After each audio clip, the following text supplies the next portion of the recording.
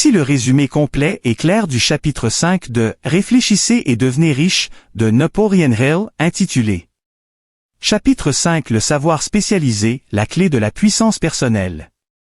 1. L'idée principale.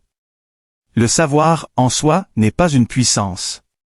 C'est l'application organisée du savoir qui donne le pouvoir. Napoléon il explique ici que la connaissance n'a de valeur que si elle est utilisée intelligemment dans un but précis.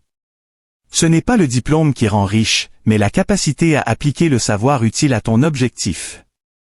2. Deux types de savoir. Il distingue deux formes de connaissances. Le savoir général, ce qu'on apprend à l'école, dans les livres ou les journaux. Utile pour la culture, mais pas directement générateur de richesse.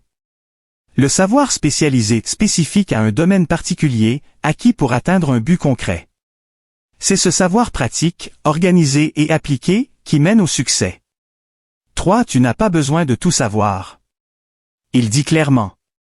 Les hommes les plus riches ne savent pas tout, mais ils savent s'entourer de ceux qui savent. Tu n'as donc pas besoin d'être un génie. Il te faut savoir ce que tu veux accomplir.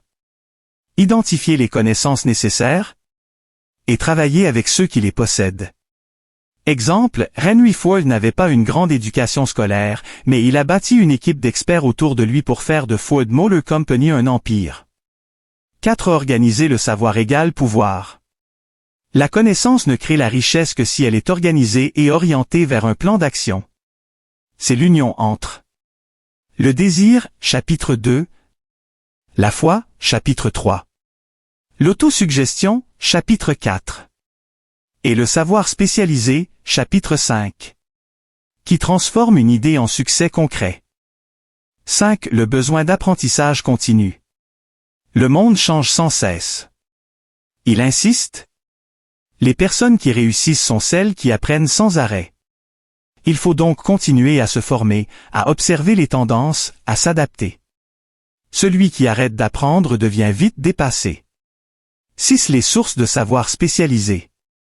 Il recommande de chercher le savoir utile dans les écoles et universités, les livres et formations pratiques, les expériences personnelles, et surtout dans la collaboration avec d'autres esprits compétents, ce qui mènera au concept du mastermind au chapitre suivant.